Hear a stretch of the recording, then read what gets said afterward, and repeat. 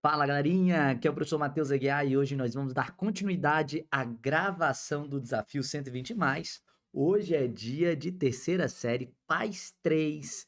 Nós resolvemos questõezinhas aqui, galerinha, de eletrostática, de eletrodinâmica, eletromagnetismo. Vamos voltar para eletrostática. Física moderna eu vou deixar para o finalzinho porque tem meia dúzia de questão. Então, nós vamos voltar aqui para eletrostática, né? E ó, deixa eu só abrir aqui então.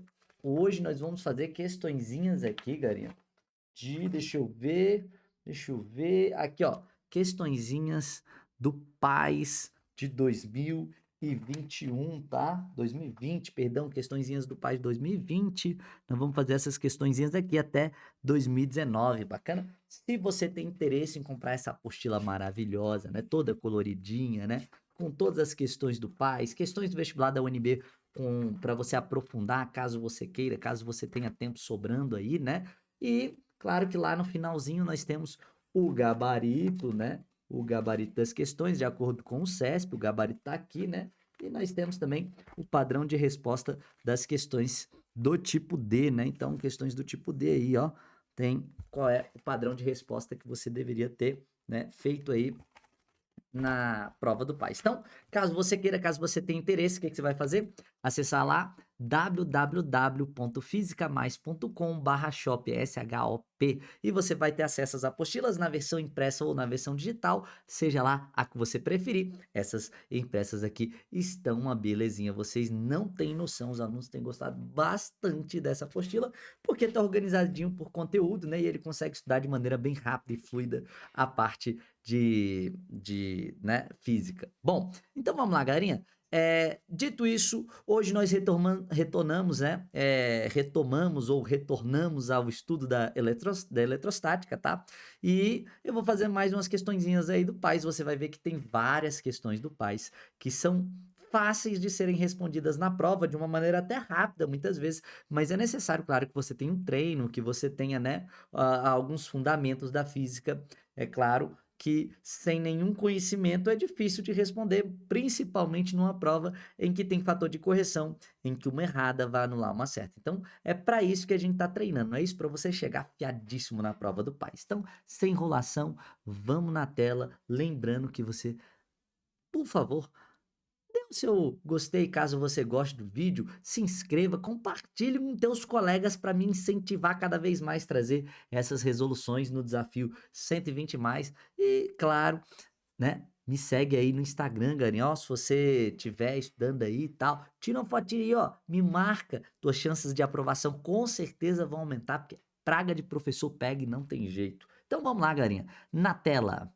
Olha só, questãozinha de 2020, bacana? Questão de 2020, PAS 3 de 2020 diz o seguinte: na figura seguinte estão representados no plano, né, linhas de campo vetorial que terminam em um ponto identificado por P e três caminhos fechados CA, CB e C1 mais C2 que envolvem o ponto P. O caminho CA é circular e centrado em P. Os outros dois caminhos são arbitrários. A figura mostrada ainda, aliás, a figura mostra ainda uma carga elétrica pontual Q e dois pontos identificados por A e B tendo como referência as informações e a figura precedente, julga os itens. Então, galerinha, vamos lá, né?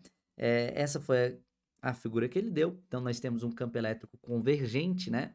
Campo elétrico convergente já nos lembra carga positiva, divergente, aliás, campo convergente, carga negativa, com campo divergente positiva. Então, tu já sabe que, ó, a carga que provavelmente gerou esse campo vetorial aqui, se a gente estiver falando de eletricidade, com certeza foi uma carga negativa, tá? Então, se tem uma carga elétrica que gera esse campo convergente, essa carga elétrica com certeza foi negativa, não é isso? Então, só uma observaçãozinha aí para a gente não deixar, né, isso aí passar. Outra observação é que esse caminho aqui, ó, galerinha, esse caminho aqui CA, que é centrado, né, no ponto P, ou seja, o ponto P está bem no centro, esse caminho aí, meus queridos, é uma superfície equipotencial. Então, se tiver uma carga no centro aí, com certeza essa aí é uma superfície equipotencial. A superfície equipotencial é uma superfície em que todos os seus pontos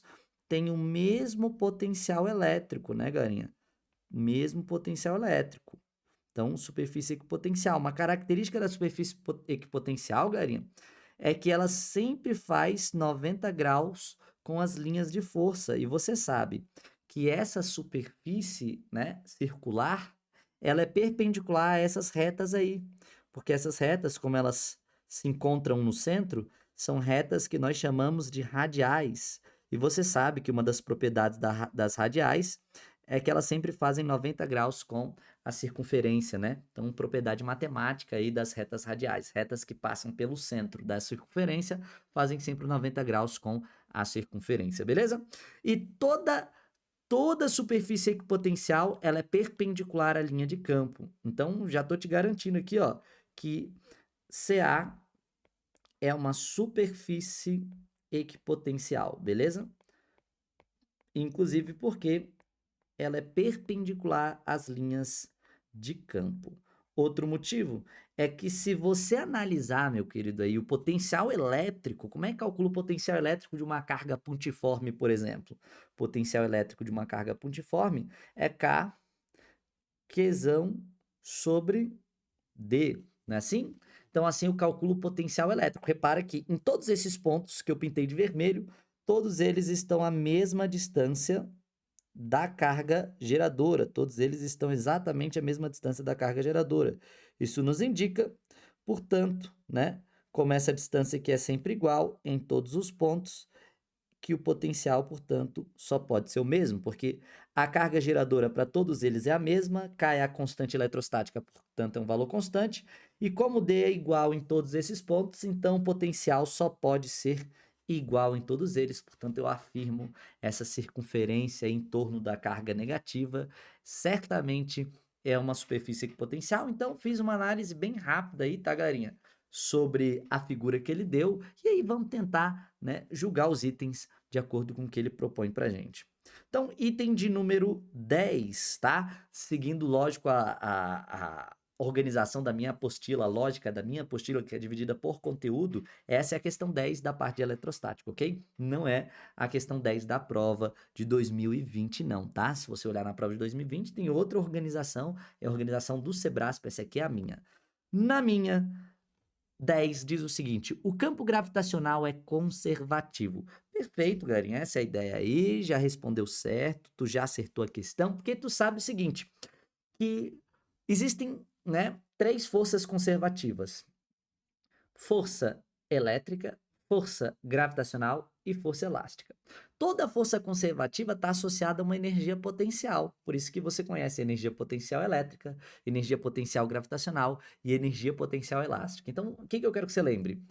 Só existem três forças conservativas e elas todas têm energia potencial, beleza? Inclusive, quando eu falo de força conservativa, por definição, sabe o que é uma força conservativa? É uma força, galerinha, que o seu trabalho não depende da trajetória. Como assim, professor? Dá uma olhada aqui. Imagina que eu tenho esses dois pontos aqui, ó, X e Y, tá? Tenho esses dois pontos, dos quais eu poderia, né, sair do ponto X e chegar no ponto Y, né, por vários caminhos diferentes. Por exemplo, eu poderia ir em linha reta de X para Y, beleza? Ou eu poderia fazer, né, uma curva de X para Y, poderia fazer um caminho assim, né? Então, caminho 1 e caminho 2. Eu poderia ainda fazer um caminho assim, ó, muito maluco, caminho 3, tá? Poderia fazer um outro caminho, galerinha, ó, um caminho desse jeito aqui, galerinha, ó, e chegar no caminho, né, no ponto Y, saindo de X e chegando até Y. Então, o que eu quero que você perceba, galerinha? Que em todos esses caminhos que eu desenhei, ele sai de um ponto X e chega no outro. E se eu quisesse calcular o trabalho, galerinha, em cada um desses caminhos, sabe como é que ficaria o trabalho em cada um desses caminhos? Ó, o trabalho no caminho 1, deixa eu colocar aqui embaixo, o trabalho no caminho 1 seria exatamente igual ao trabalho no caminho 2, sabia disso?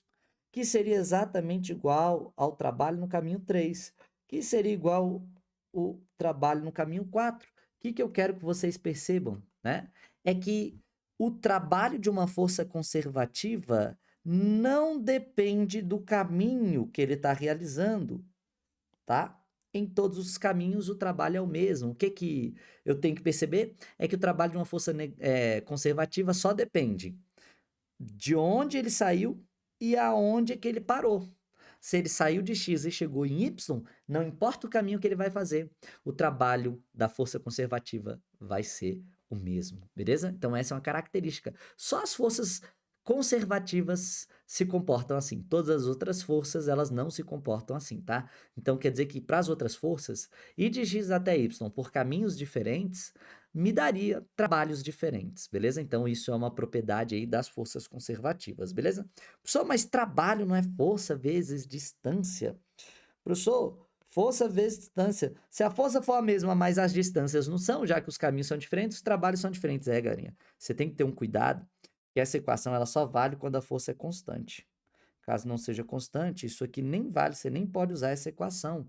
Então não faça essa análise, tá? Não é por aí. Cuidado, isso é um peguinha, tá? As questões podem até te guiar nesse raciocínio, mas cuidado, que é um raciocínio errado. Lembra, propriedade das forças conservativas é que o seu trabalho independe da trajetória entre dois pontos, tá? Então, entre dois pontos, o trabalho sempre vai ser o mesmo, independentemente do caminho. Galinha, então, campo gravitacional, assim como o campo elétrico, seriam campos conservativos, campos associados a forças conservativas. Bacana? Item certo. Item 11. Se existir uma carga elétrica no ponto P, se existir uma carga elétrica no ponto P,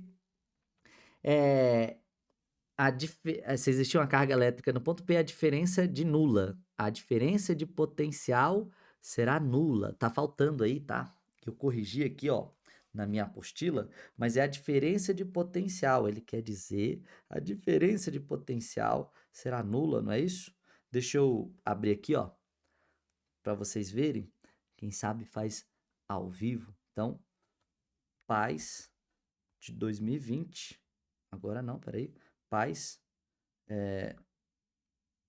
de 2020. Vamos acessar aqui no site aqui, ó, do Física Mais.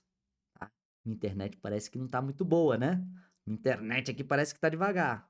Você vai lá em Paz UNB, né? Já tá no Paz UNB. Vamos procurar aqui Paz UNB de 2020, não é isso? Paz UNB de 2020. Vamos procurar aqui a questão, né? Questão que eu fiz a atualização dela. Por esse defeito aí de escrita. Então, seria o item 99. Se existir uma carga elétrica no ponto P, a diferença de potencial entre dois pontos sobre o caminho CA será nula. Então, sobre o caminho CA é o que ele quer saber, beleza? Então, entre dois pontos do caminho CA, galerinha. Vamos analisar. Caminho CA é justamente o caminho que eu pintei de amarelo. Nesse caminho CA, meus queridos, o que a gente descobriu? Que é uma superfície equipotencial. Em superfícies equipotenciais, o potencial é sempre igual. Isso quer dizer que não há diferença de potencial no caminho CA. Não há diferença de potencial no caminho CA, né? Por que não há diferença de potencial no caminho CA, galerinha?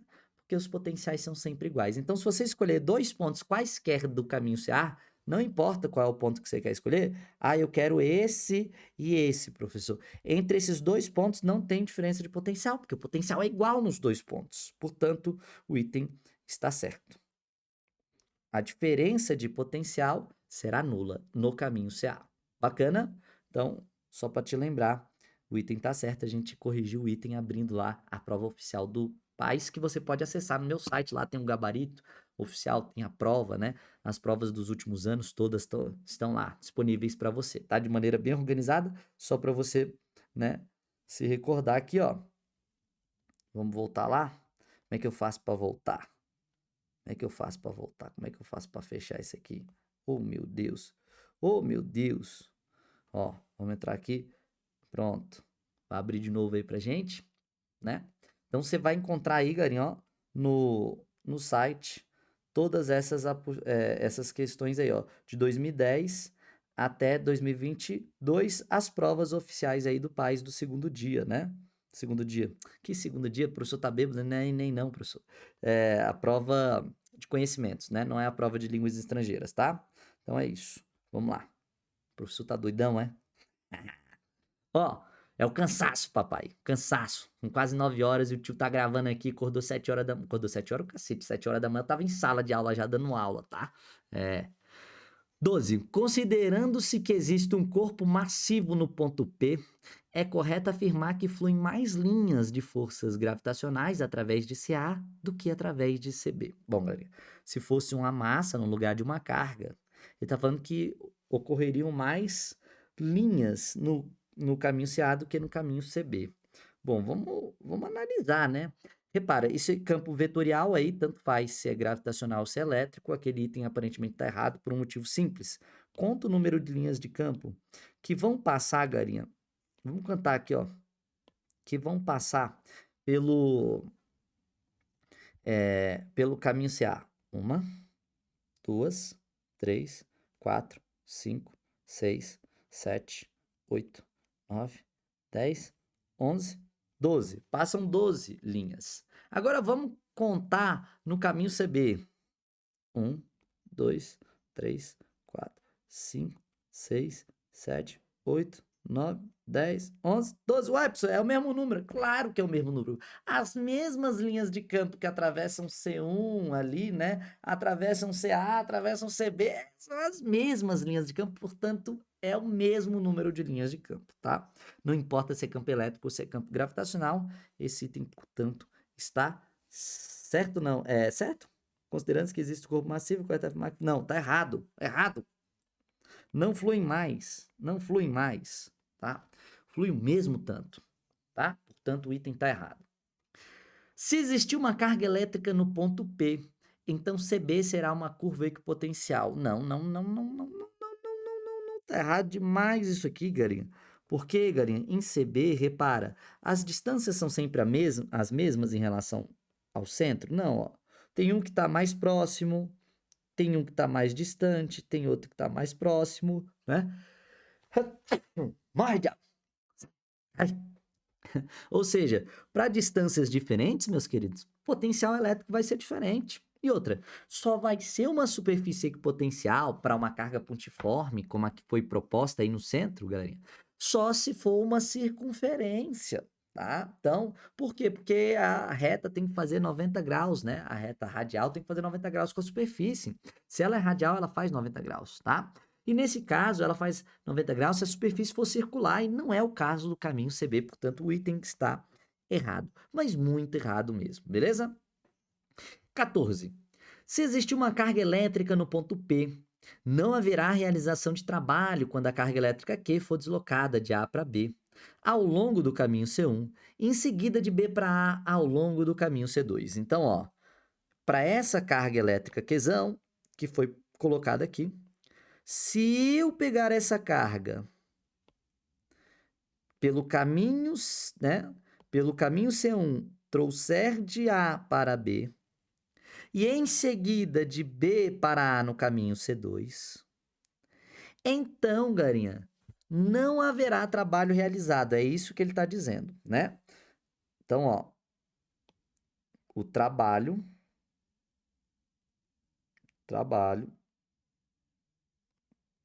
ele será nulo. Não haverá realização de trabalho.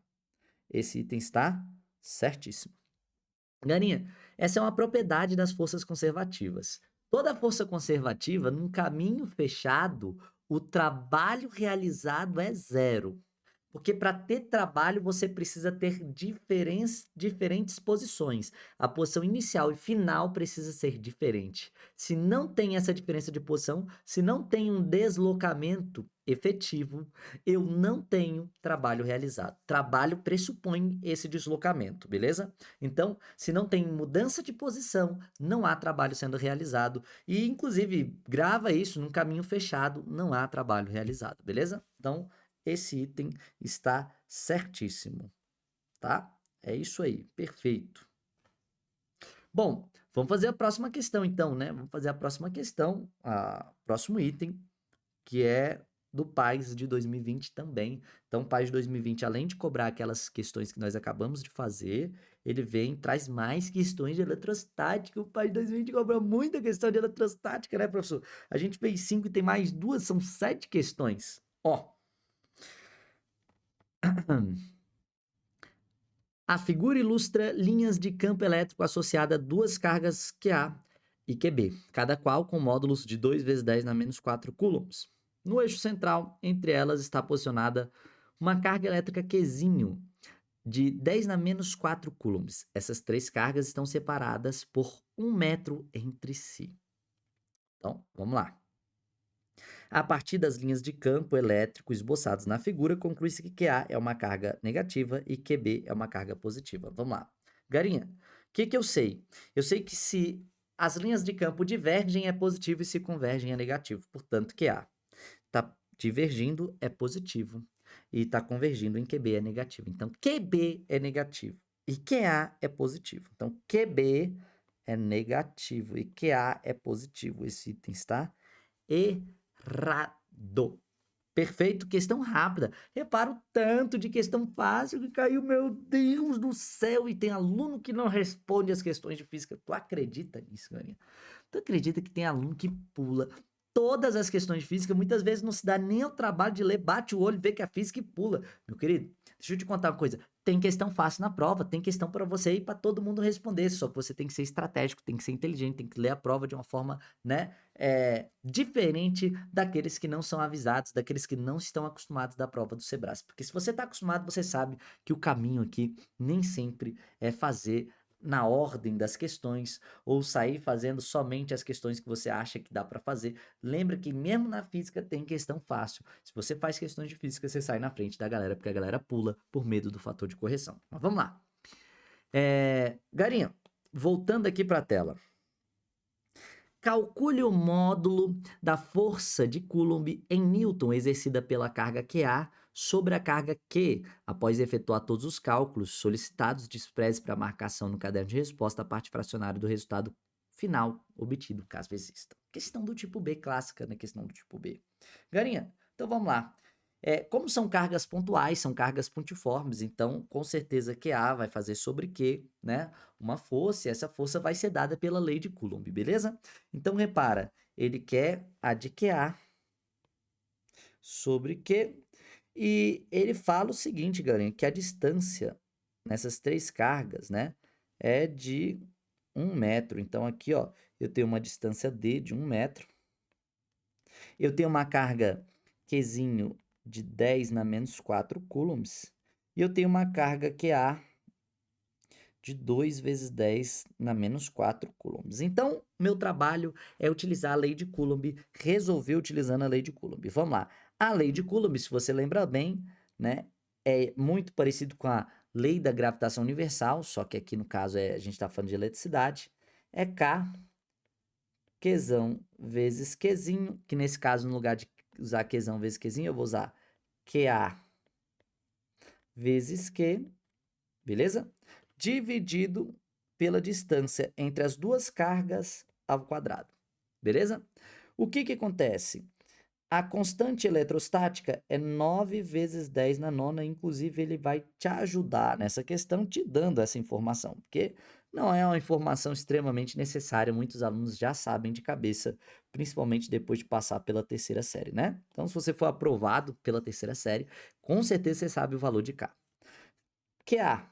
Garinha, QA vale 2 vezes 10 na menos 4, enquanto Q vale 1 vezes 10 na menos 4, ou só 10 na menos 4, seja lá como você preferir. Tudo isso dividido pela distância entre eles ao quadrado, ou seja, 1 metro ao quadrado. A força elétrica, portanto, vai ser 9 vezes 2, 18. 10 na nona com 10 na menos 4 vai ficar 10 na nona, com 10 na menos 8. Não é isso? Porque menos 4 com menos 4 dá menos 8, né? E aí, multiplicação de potências de mesma base, conserva a base. E somos expoentes 9 mais menos 8 é 9 menos 8. Portanto, 10 elevado a 1. Ou seja, a força elétrica, né? Tirando a potência de 10, vai ser de 180 newtons. Bacana? Então, uma questãozinha bem gostosinha de fazer, galerinha, porque é lei de Coulomb, e lei de Coulomb você sai profissional na terceira série, não é isso? 180 newtons, essa é a marcação que você tem que fazer em centena, dezena e unidade, questão do tipo B, tá? A gente só vai deixar a potência de 10 se ele pedir, se ele não pedir, a gente não vai colocar. Então, é isso, galerinha. 180 é o valor a se marcar no caderno de resposta. Bacana? Então, vamos para a próxima, sem enrolação. Hoje o professor tá acelerado, papai. São 25 minutos e nós já fizemos 7 questões. Faltam só 3 questões, galera. Eu tô acabando. Será que hoje eu consigo acabar em 40 minutinhos, talvez menos, 35 minutos? Eu acho que sim. Então, vamos lá. Olha só, PAS 3 de 2018, tá? Então, eletrostática cai aí, né? Costuma cair bastante aí, tá? De forma variada, né? Caiu 2000 vamos pegar aqui, ó. Caiu em 2023, né? Aí depois caiu em 2022, aí caiu em 2021, aí caiu em 2020, aí não caiu em 2019, mas caiu em 2018, sacou? Então, assim, cai bastante, galera. Cai muito. Tem que saber, não tem jeito. Tem por onde correr. Tem que estudar eletrostática também, embora tem que saber bastante eletromagnetismo e eletrodinâmica, eletrostática é importante também, tá? Eu colocaria ele como top 3.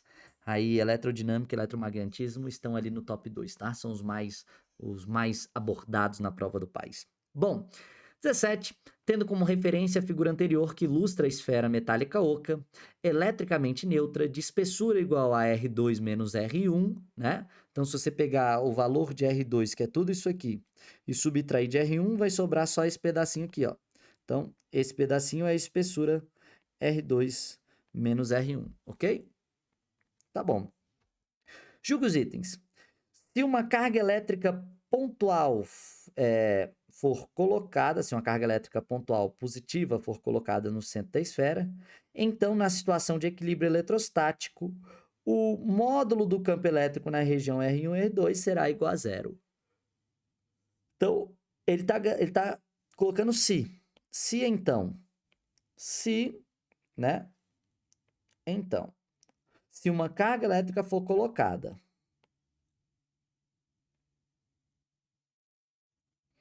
se a carga elétrica for colocada, então o campo vai ser igual a zero. Então essa é a proposição dele, beleza? Esse item tá errado. Vai, pessoal.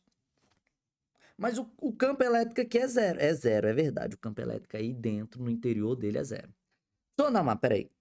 É zero, que é neutro. E se eu colocar uma carga positiva, ele não vai ser zero, não, né? Vai ser zero. Mesmo tendo carga, seja do lado de dentro ou do lado de fora, tá? Não importa se é do lado de dentro ou do lado de fora, no interior de um condutor eletrostático em equilíbrio, o campo é zero. Essa é uma propriedade dos condutores em equilíbrio. Galerinha, para ele estar em equilíbrio, não pode ter campo elétrico resultante no interior, porque se tiver campo elétrico resultante no interior, vai ter força elétrica. Se tiver força elétrica, elas vão mover os elétrons, né, as partículas ali dentro. E se tiver o movimento das partículas ali dentro, isso quer dizer que não está em equilíbrio eletrostático, né? Porque está tendo movimento, está tendo força, pode ter corrente ali dentro, né? Então, para estar em equilíbrio eletrostático, não vai ter corrente elétrica. Por quê? Porque não vai ter diferença de potencial. E essa diferença de potencial que não existe ali garante para mim que o campo elétrico no interior é igual a zero. Então é isso que está acontecendo quando eu tenho o equilíbrio eletrostático estabelecido, tá?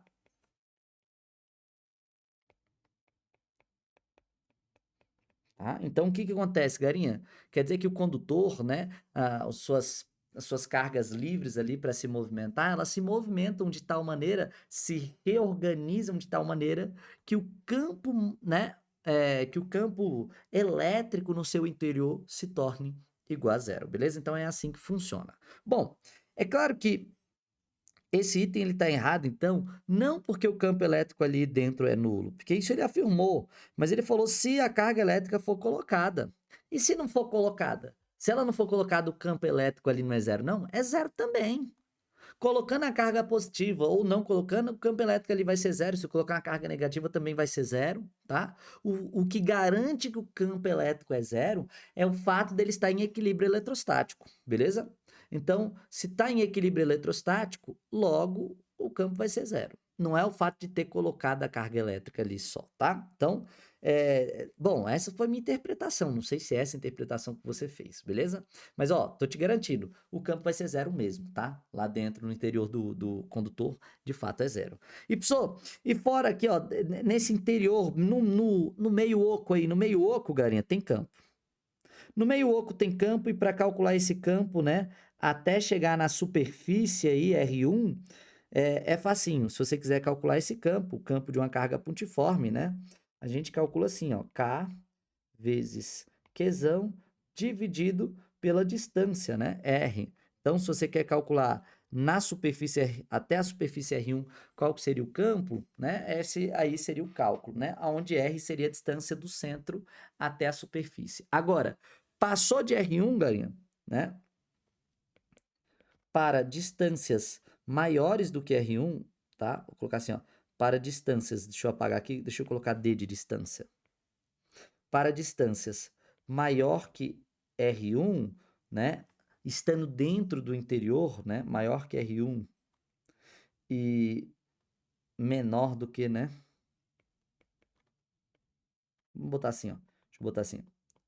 Se a distância D for maior que R1, porém for menor do que R2, quer dizer que ele está aqui dentro, né? Então, o campo vai ser nulo. Bacana?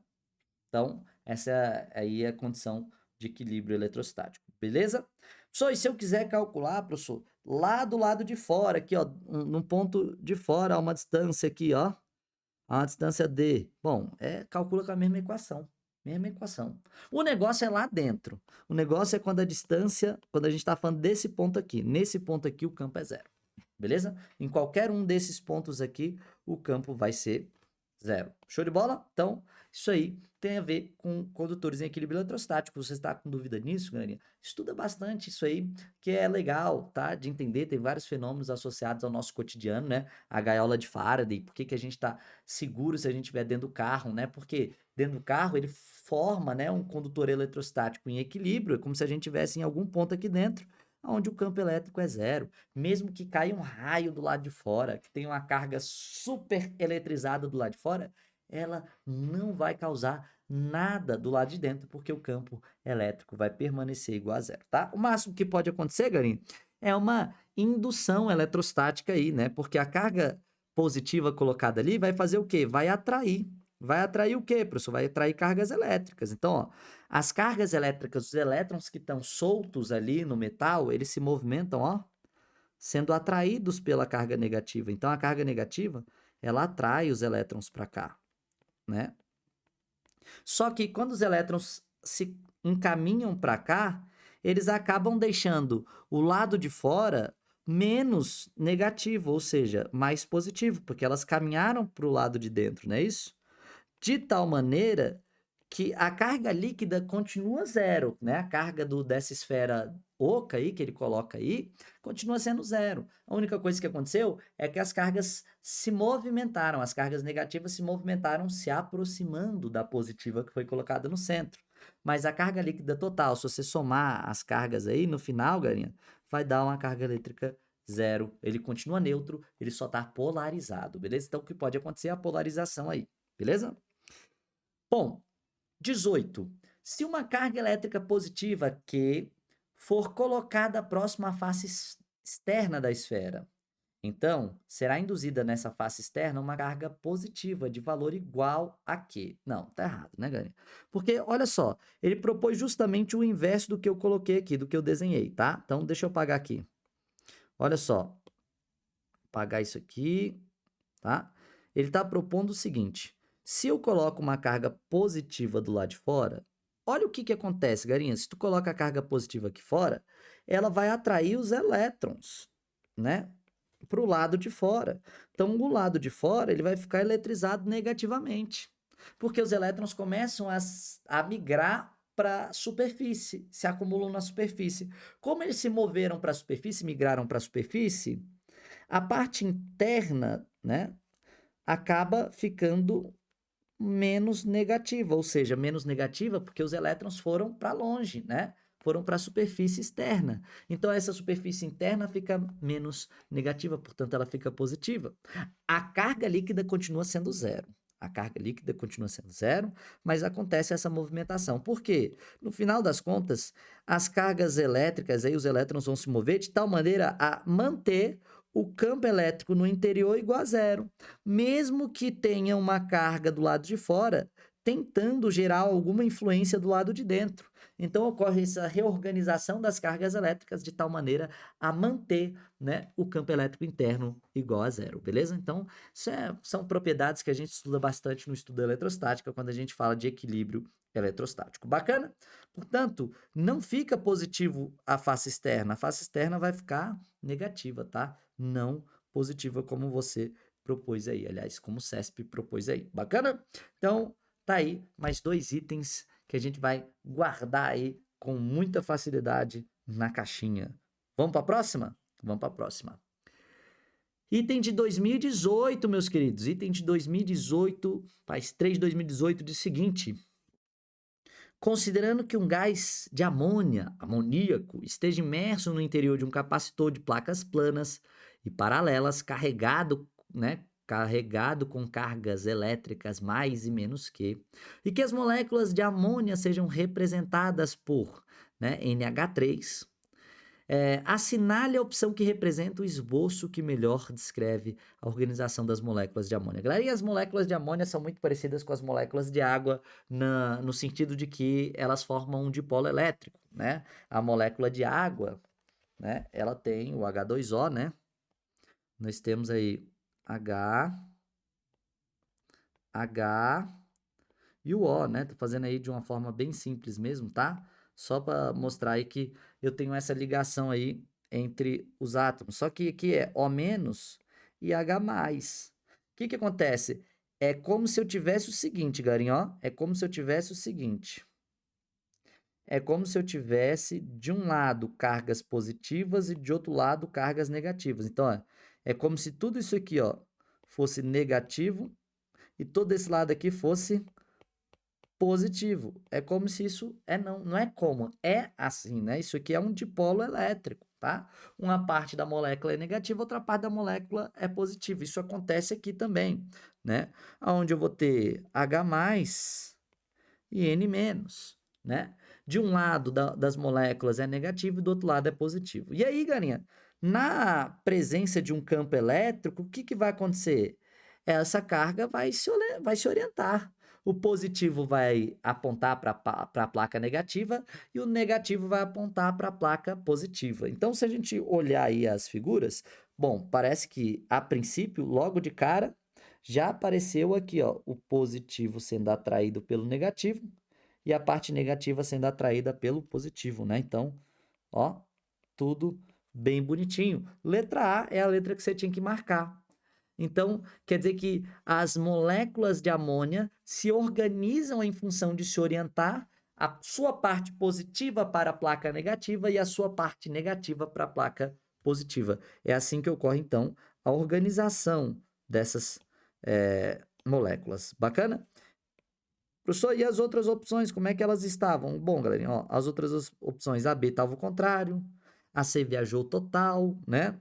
A D também viajou total, portanto, sem dúvida nenhuma, letra A. Bacana? Então lembra dessa característica que algumas moléculas têm, né? De serem dipolos elétricos e interagirem dessa forma com campos elétricos. Inclusive, Garinho, não sei se tu sabe, mas o micro-ondas ele aquece água com um aquecimento dielétrico. Como é que é esse aquecimento dielétrico? Basicamente, a onda de micro-ondas ela vibra a uma frequência de 2,45 GHz, tá? Lá no teu micro-ondas. Só que o que que acontece? 2,45 GHz quer dizer que a onda de micro-ondas muda o sentido do seu campo elétrico e magnético 2,45 bilhões de vezes, porque giga significa bilhões de vezes, né? por segundo. Porque Hertz quer dizer vezes por segundo, oscilações por segundo. Então, quer dizer que esse campo elétrico, ele muda de sentido para cima e para baixo 2,45 bilhões de vezes a cada segundo. Isso faz o quê, Garinha? Aquela onda de micro-ondas que está lá dentro faz com que as moléculas de água aqui, ó, tentem se orientar o tempo todo no sentido do campo. Quando o campo está para cima, aí a molécula de água fica assim, ó. Imagina o seguinte: você sabe que as linhas de campo saem da positiva e entram em direção à negativa, né? Só para lembrar aí a orientação aqui do campo elétrico, tá? Então, o campo elétrico ele sempre aponta assim, ó, nesse sentido aqui, beleza? Do positivo para o negativo. Então, ó, positivo desse lado, negativo desse lado, fazendo uma analogia. Então, negativo, positivo, negativo, positivo. Por que eu estou colocando assim, Garinha? Pra você perceber como que a molécula de água, a molécula de amônia vai se orientar em relação a esse campo aí, tá?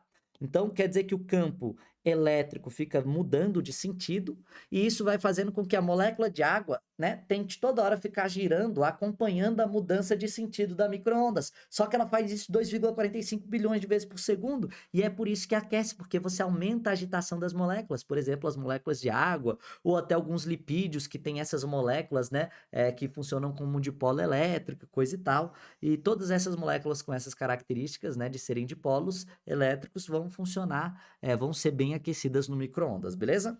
Porque o que acontece é o seguinte, ó, se eu colocar uma molécula de água aqui, o que vai acontecer?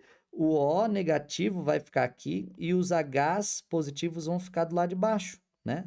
Eu vou ter essa configuração aqui. Agora, galerinha, quando o campo elétrico muda de sentido, o que ela faz? Ela gira. Ela gira em função de se orientar ali, ó. Ela gira em função de se orientar. Então, no final das contas, né? O que eu vou ter aqui? No final das contas, eu vou ter que o H positivo, né?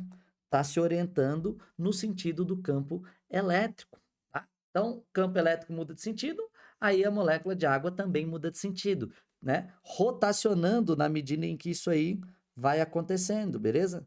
Só que em qual frequência? Nessa frequência estupidamente alta, de tal maneira que, né, aumenta a agitação molecular das moléculas de água presentes no alimento, aquecendo o alimento. E é claro que eu te disse que não são somente as moléculas de água que vão ser aquecidas, todas as moléculas que têm essa característica, mas principalmente as moléculas de água, já que elas compõem boa parte, né, dos alimentos aí. Bacana? Bom, é isso, Garinha. Essa foi a gravação de hoje, essa foi a resolução de hoje. Eu tentei ser bem breve, tentei ser bem rápido, né? Não sei se foi confuso alguma explicação. Se ficou confuso, você manda aí nos comentários que eu vou te responder, tá? Vou tentar fazer isso o mais rápido possível.